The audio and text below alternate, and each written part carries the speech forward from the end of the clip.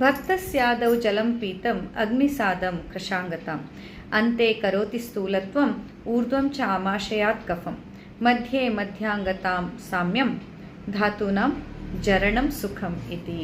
ನಮಸ್ತೆ, ನಾನು ಡಾಕ್ಟರ್ ಸೌಮ್ಯಶ್ರೀ ಶರ್ಮಾ, ಸಸ್ಯ ಸಂಜೀವನಿ ಪಂಚಕರ್ಮ ಆಸ್ಪತ್ರೆ, ಅಶೋಕವನ, ಗೋಕರ್ಣ.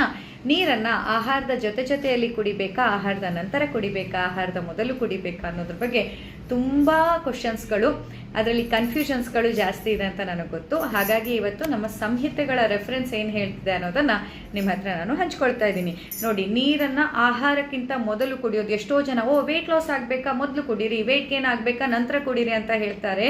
ಆದರೆ ದಯವಿಟ್ಟು ಅರ್ಥ ಮಾಡ್ಕೊಳ್ಳಿ, ವೆಯ್ಟ್ ಲಾಸ್ ಆಗಲಿ ಅನ್ನೋವಂಥ ಒಂದು ಉದ್ದೇಶದಿಂದ ಕ್ವಿಕ್ ಫಿಕ್ಸ್ ಆಗುತ್ತೆ ಅಂತ ನೀವೇನಾದರೂ ಆಹಾರಕ್ಕಿಂತ ಮೊದಲು ನೀರನ್ನು ಕುಡಿದ್ರೆ ಏನಾಗುತ್ತೆ ಗೊತ್ತಾ? ಅದರಿಂದ ಅಗ್ನಿಸಾದ ಅಂತಂದರೆ ನಿಮ್ಮ ಡೈಜೆಸ್ಟಿವ್ ಫೈರ್ ಅನ್ನೋದು ಹಾಳಾಗತ್ತೆ, ಅಗ್ನಿಮಾಂದ್ಯ ಆಗತ್ತೆ.